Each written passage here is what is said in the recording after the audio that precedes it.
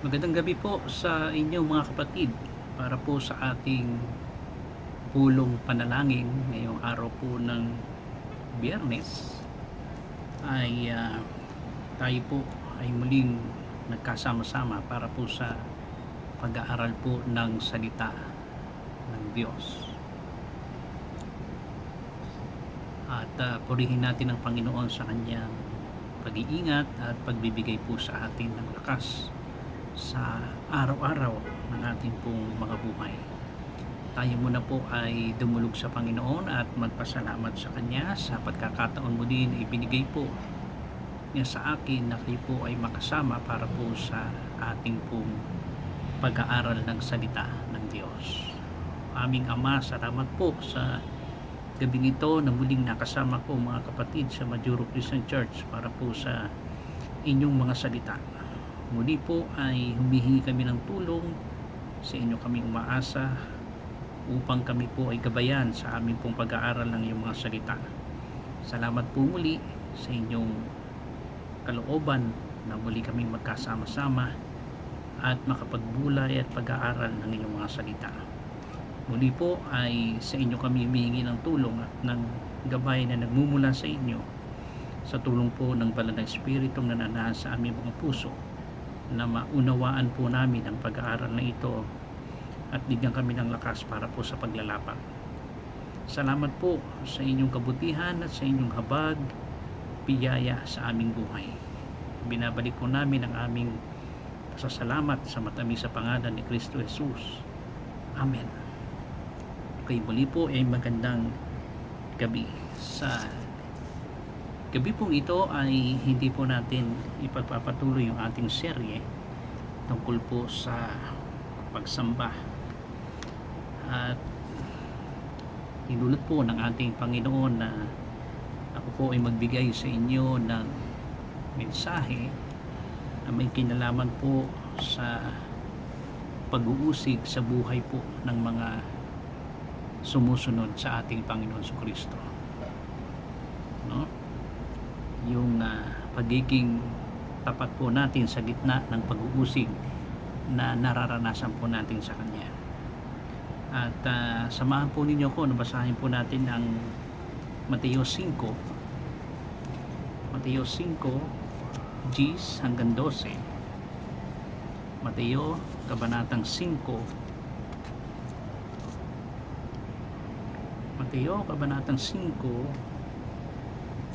sa Gs at 12. Ito po ang sabi po ng salita ng Diyos.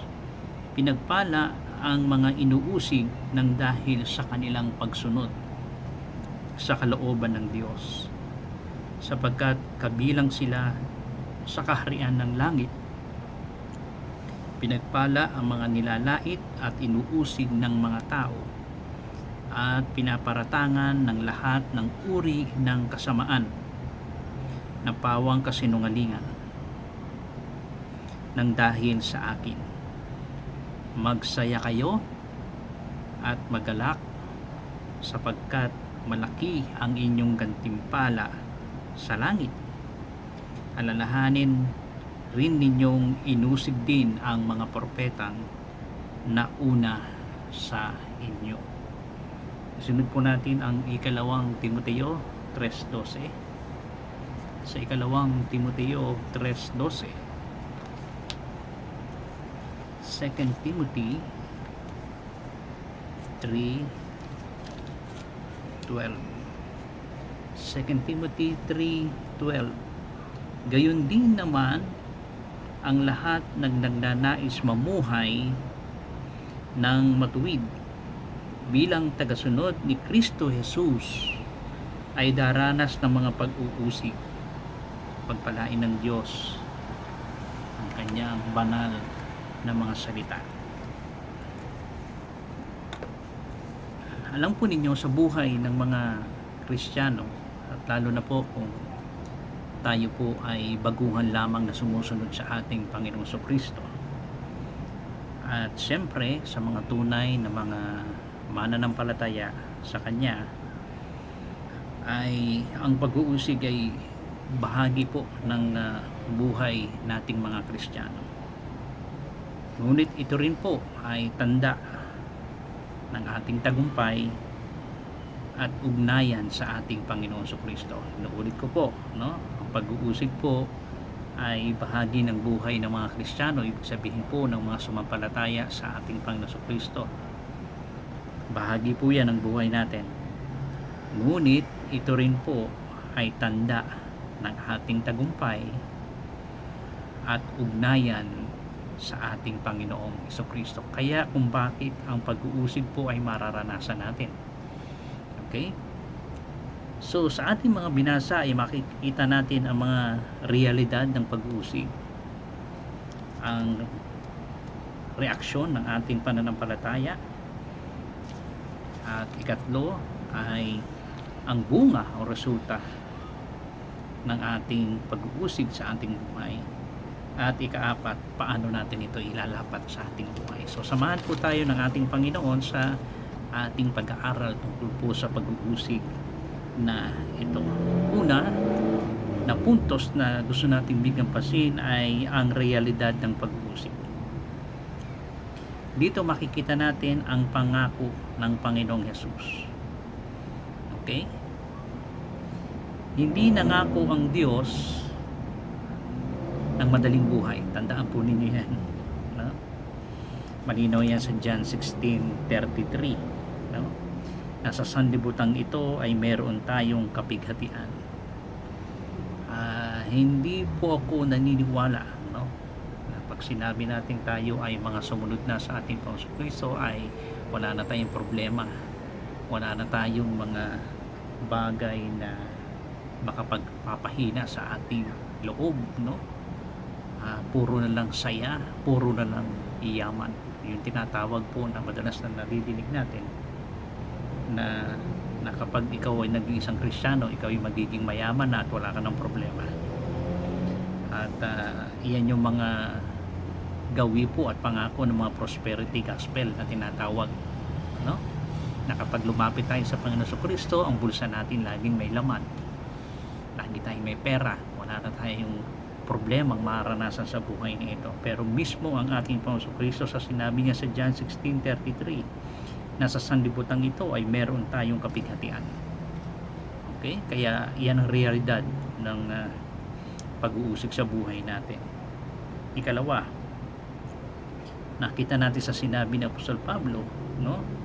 Sa pangako dito na ibinigay ni Pablo, na ang lahat ng nagnanais mabuhay ng may kabanalan, ng matuwid sa ating Panginoong Kristo ay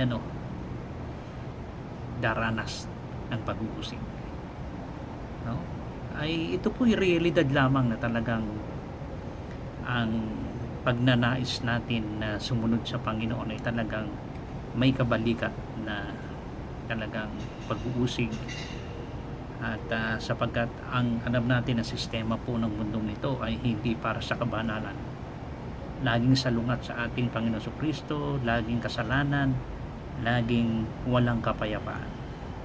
Kung kaya't mismo si Apostol Pablo ay naranasan ito at napatunayan niya ito, no? Kaya sinabi niya, kung ikaw ay nagnanais na talagang lumakad ng may katuwiran sa Panginoon Kristo, lumakad ng may kabanalan, ay umasa na po tayo, no? Na kabalikat nito ay ang pag-uusig sa buhay natin. Ikatlo, bakit tayo inuusig? Inuusig tayo hindi dahil masama ka. Tandaan po ninyo yan. Hindi dahil sa tayo ay masama kung bakit tayo inuusig, kundi dahil sa ating pananampalataya at katuwiran sa ating Panginoong Kristo. Paliwanag yan sa binasa natin, no? Ang mundo ay galit po sa liwanag po ng ebanghelyo ng ating Panginoong Kristo. Kaya talaga ang mundong ito ay laging salungat sa atin. Laging nais niya ay patungo sa masama, patungo sa kasalanan. Pero tayo na mga mananampalataya sa Panginoon, tandaan natin, mararanasan natin ang pag-uusig sa buhay ng mga Kristiyano. Inuulit ko po, hindi dahil sa ikaw ay masama kung bakit ka inuusig. Matuwa tayo kung dahil tayo ay inuusig dahil tayo ay tagasunod ng Panginoon Kristo at hindi tayo inuusig dahil sa ginagawa nating masama, kundi dahil sa ginagawa nating katuwiran at pagsunod sa ating Panginoon. Okay? Kaya tunay ang realidad po ng pag-uusig sa buhay. Tandaan po natin yan.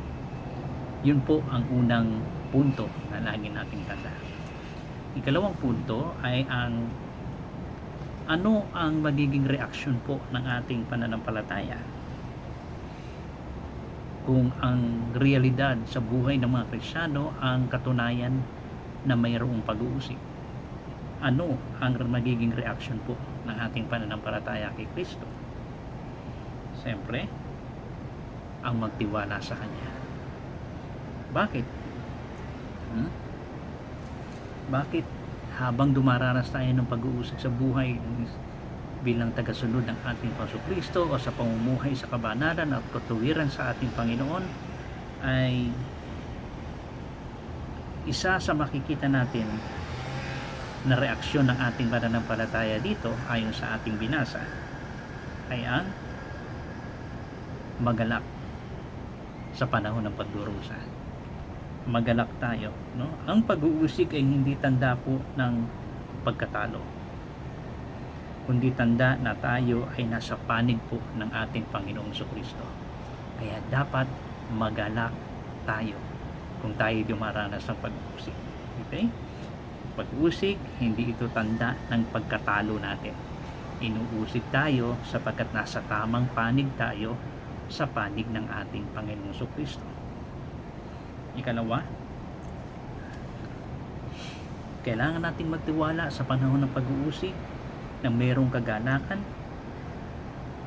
sapagkat habang tayo dumaranas ng pag-uusig sa buhay ay nararanasan natin ang biyaya ng Diyos. Unang Pedro 4:14. Unang Pedro 4:14. Basahin ko po, no?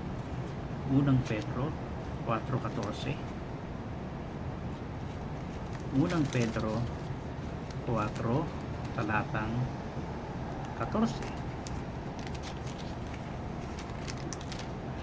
Ito po ang sabi po ng salita ng Diyos. Pinagpala kayo kung kayo'y kinukutya dahil kay Kristo, sapagkat sumasa inyo ang espiritu ng kaluwalhatian, ang espiritu ng Diyos. No? Ang ganda ng sinabi rito ni Apostol Pedro, pinagpala kayo kung kayo'y kinukutya dahil kay Kristo, sapagkat sumasa inyo ang espiritu ng kaluwalhatian, ang espiritu ng Diyos. Yun ay patunay na ang banal na espiritu ay nananahan sa atin. No? Kung kaya ito ay isang biyaya ng Diyos na naranasan natin habang tayo ay inuusig. Tandaan po natin yan. Tanawin natin ito ay isang biyaya ng Diyos, sapagkat ito ay nagpapatunay na ang banal na espiritu ay nananahan sa ating mga buhay. Sinasabing ang espiritu ng kaluwalhatian at ng Diyos ay nananahan sa mga inuusig. Kung kaya't lagi tayo ang punterya ng kaaway, tayo laging punterya ng mga laban kay Kristo, sapagkat ang banal na espiritu ay nananahan sa atin at tayo ay nasa katwiran at sa tamang panig ng ating Panginoong Kristo. Okay? At isa pa na makikita natin ay kung bakit sa reaksyon ng ating pananampalataya ay may kagalakan at umaasa sa biyaya ng Diyos, dahil ito ay tanda ng gantimpala. No? Kung kaya't habang dumarating pala ang mga pag-uusig sa ating buhay, ay tanawin natin na ito ay isang gantimpala ng Diyos na pagkatapos na tayo ay magtagumpay sa pag-uusig. Tanda ng gantimpala, sabi magalak, no? Kayo, sabi rito, sapagkat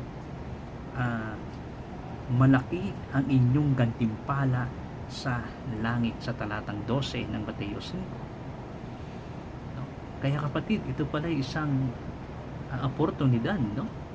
Kapag ikaw ay inuusig at kung ito'y ating mapagtagumpayan, tayo ay magpatuloy sa Panginoong Kristo, masumpungan tayo ay naging matatag, umaasa sa biyaya ng Diyos, ang kapalit ng mga pag-uusig na ito ay gantimpala mula sa langit.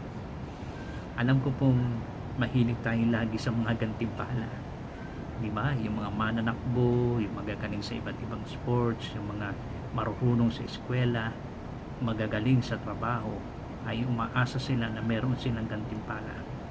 Pero alam natin ang mga gantimpala na yun ay dito lamang sa lupa. Pero ano pa kaya kung ang gantimpala na matatanggap natin ay mula sa langit? Ay talagang napakaganda po nun, ano? Gantimpalang hindi po kukupas at hindi mawawala, kundi gantimpalang magpawalang hanggan.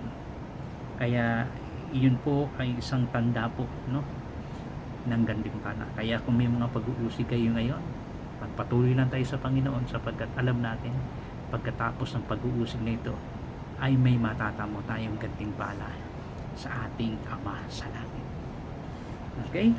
Kaya ikatlo, ano naman ang bunga o resulta, no, pagkatapos ng mga pag-uusig na ito? No? Tandaan po natin, may bunga po yung at resulta ang mga pag-uusig sa buhay natin pagkatapos. Hindi po ito mga walang saysay. Tandaan po ninyo, ano? Meron po itong resulta at bunga sa ating buhay, mga Kristiyano. Unang-una ay ang tinatawag na transformation, no? May pagbabagong mangyayari sa ating buhay. Ginagamit ito ng Diyos para hubugin ang iyong karakter at gawin na maging mas katulad natin ng ating Panginoon Kristo. Hinuhubog nito ang ating karakter, no? Kaya ang pag-uusig nito ay malaking magagawa sa ating buhay. Kaya kung tatanawin lang natin mga positibong mga bagay na ito, problema, pagsubok sa buhay, pag-uusig sa buhay bilang isang Kristiyano, no? Kung positibo lang natin tatanggapin dito. Bakit? Kasi nga ay magiging bunga nito ay pagbabago sa ating mga sarili, no? Sa ating karakter, sa ating mga pag-uugali bilang isang Kristiyano. At habang hinuhubog tayo, no, sa larawan ng ating Panginoong Kristo, ay unti-unti na nagiging kalarawan natin ng ating Panginoon Jesus. Nagiging katulad niya tayo, sapagkat ito ang layunin ng Ama sa atin, no, sa buhay Kristiyano natin, ang maging katulad ng kanyang bugtong na anak na si Jesus. Napakasarap, di ba? Kung sa ating karakter ay maging katulad ng karakter ng Panginoon, ay talagang tayo ay pagpapalain ng Diyos, no? Hindi lamang po yun ang bunga o resulta ng pag-uusig sa ating buhay. Ikalawa ay merong itong misyon. Ang mga pag-uusig na ito, ginamit ito para ikalat, ipalaganap ang ebanghelyo ng ating Panginoon Kristo tulad ng mga unang Kristiyano. Halimbawa sa aklat ng Hebreo, na isulat ang aklat ng Hebreo sa panahon ng pagkalat po ng mga Kristiyano sa iba't ibang lugar, sa ilalim po ng matinding pag-uusig ng kanilang pananampalataya. Pero nakapagtataka, habang inuusig po sila, mas lalong lumaganap po ang mabuting balita ng kaligtasan at pananampalataya kay Kristo. Kaya kapatid, habang dinadanas mo ang pag-uusig na ito, meron niyang misyon. Maaaring kung inuusig ka ng ibang tao, inuusig ka o sino man ang umuusig sa iyo, pamilya mo, kaibigan mo, katrabaho mo, hindi mo po alam. Maaaring ang misyon niyan ay ang mga buhay ng mga taong ito na makilala nila ang Panginoon Kristo bilang Panginoon at sariling tagapagligtas sa pamamagitan ng pagtanggap mo sa Ebanghelyo ni Kristo habang ikaw iniusig. Ang ganda, di ba? Yan ang mission yan, no? Hayaan natin na ang mabuting balita ng pananampalataya kay Kristo ang siyang magpahayag sa pamamagitan ng ating mga buhay na nagsasalita sa kanila sa pamamagitan ng salita ng Diyos. Okay? Yan ang misyon ng pag-uusig na ito. At ikatlo, tandaan po natin, habang tayo ay nasa ilalim ng pag-uusig, mga pagsubok sa buhay, tandaan po ninyo na hindi tayo pinababayaan ng Panginoon. Huwag nating isipin na tayo ay kinalimutan niya. Huwag nating isipin na tayo ay tinalikuran ng ating Panginoon habang inuusig. Dahil hindi po. Walang iniwan o pinabayaan ang ating Panginoon na mga anak ng Diyos, lalo na sa panahon ng pag-uusig at pagsubok sa buhay. Ang ganda ng naging karanasan ni Apostol Pablo yan. No, sa 2 Corinthians 4, basahin natin. 2 Corinthians 4, 8 and 9. 2 Corinthians 4, 8 and 9.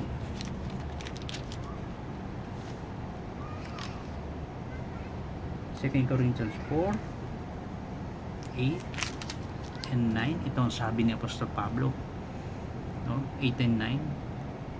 Kabi-kabilaan ang pagpapahirap sa amin, ngunit hindi kami nalulupi.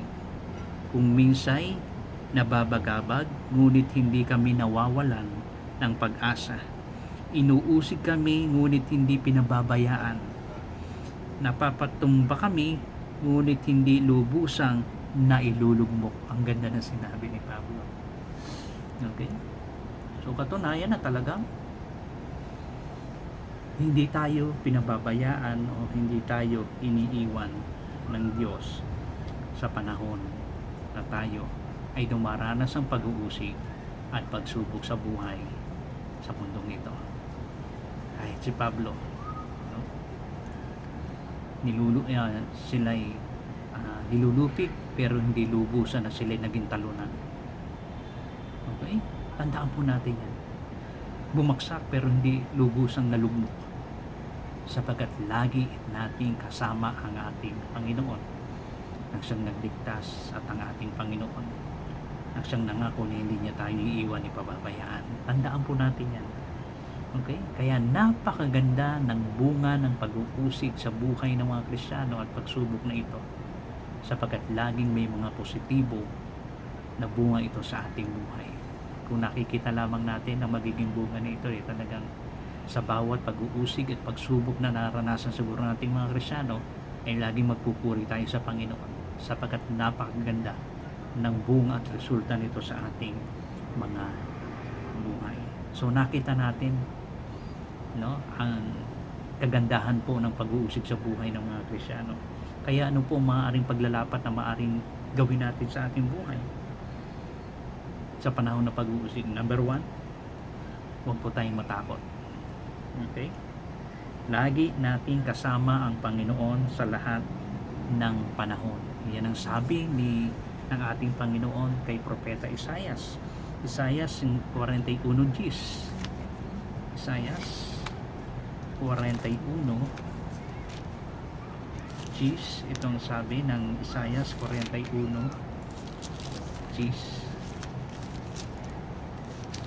Isaias 41:10. Ako'y isa sa iyo, huwag kang matakot. Ako ang iyong Diyos, hindi ka dapat mangamba. Palalakasin kita at tutulungan, iingatan at ililigtas. Ang ganda ng pangako ng Panginoon kay Propeta Isaias. Napakasarap ang kinin po natin ito, no? Na siya'y isa sa atin, huwag tayong matakot. Ako ang iyong Diyos, hindi ka dapat mangamba.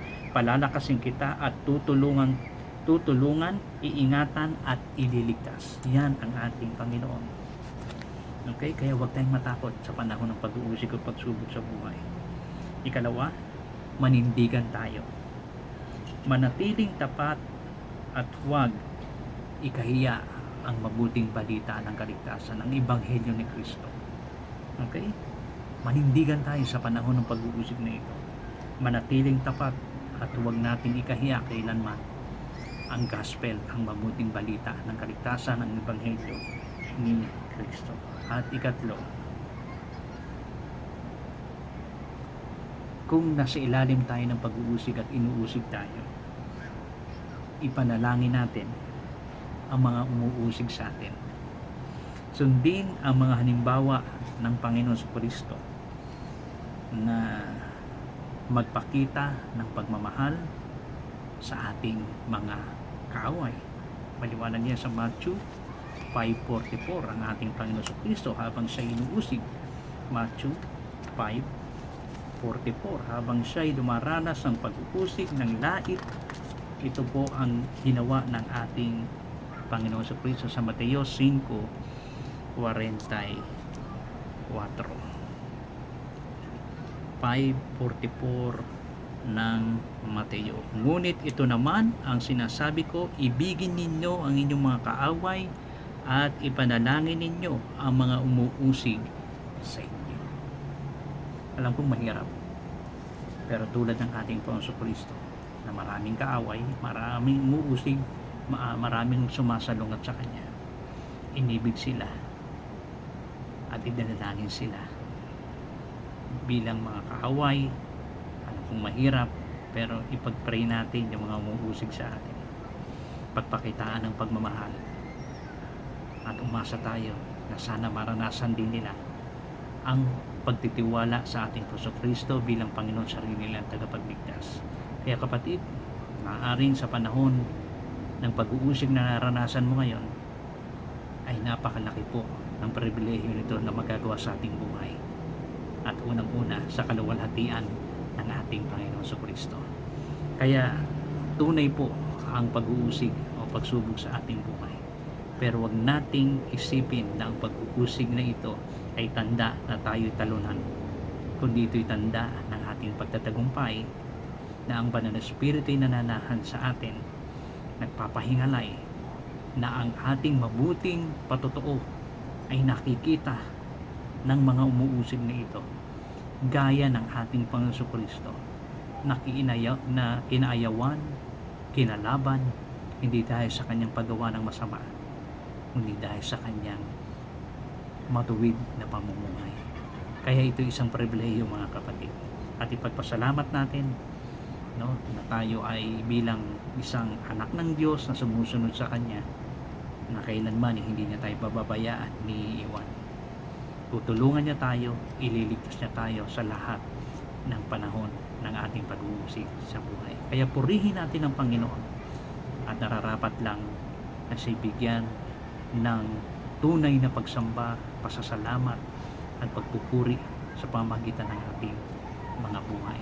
Kaya huwag po nating ikalungkot ang pag-uusig o pagsubok sa ating buhay, kundi ikagalak na ito ay gagamitin ng Diyos sa ating buhay para sa kaluwalhatian ng ating Panginoon Kristo. Nawa po ay pinagpala tayo ng pag-aaral na ito ng salita ng Diyos, hinggil po sa pag-uusig o pagsubok sa buhay nating mga sumusunod sa ating Panginoon Kristo. Maging tapat tayo, manindigan tayo para sa ating Panginoon Kristo sa kaluwalhatian ng Kanyang pangalan.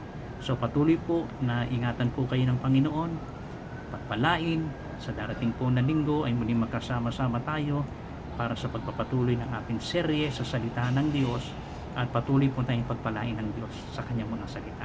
Mag-iingat po kayo lagi, at lagi po kayong kasama sa aking mga panalangin, at laging isama nyo rin po kami sa panalangin na ingatan kami at gabayan sa lahat ng aming pagtatrabaho, sa lahat ng aming mga ginagawa, na lagi na mabigyan natin ng kaluwalhatian, walang iba kundi ang ating Panginoong Jesucristo. Salamat po sa magandang pribilehiyo na ibinibigay po ninyo sa akin, sa aking pamilya, upang patuloy po na ako po'y makapagbahagi ng salita ng Diyos sa inyong mga kapatid dyan sa Majuro Christian Church. Ingatan po tayo ng Panginoon at pagpalain ng Diyos. Tayo po'y manalangin. Salamat po, Panginoon.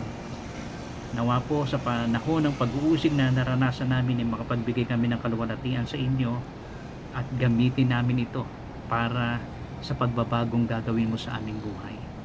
Salamat po sa pangako mo na hindi mo kaming iiwan ni pababayaan sa anumang kalagayan po namin, at lagi mo kaming iniligtas. Salamat po sa pag-ibig mo, salamat sa inyong proteksyon. Gabayan ng mga kapatid sa Majuro Christian Church, patuloy na ingatan mo ang aming pagsunod at pamumuhay ng matuwid sa inyo at pagsunod sa inyo, na patuloy mong palakasin ang aming pananampalataya. Salamat po sa pagmamahal, salamat po sa inyong pag-iingat sa amin sa araw-araw. Pinupuri ka namin, pinasasalamatan, alang-alang po sa pangalan ni Kristo Jesus. Amen. Maraming salamat po. Pagpalain po tayong lahat ng ating Panginoon Kristo. Ingat po kayo. God bless.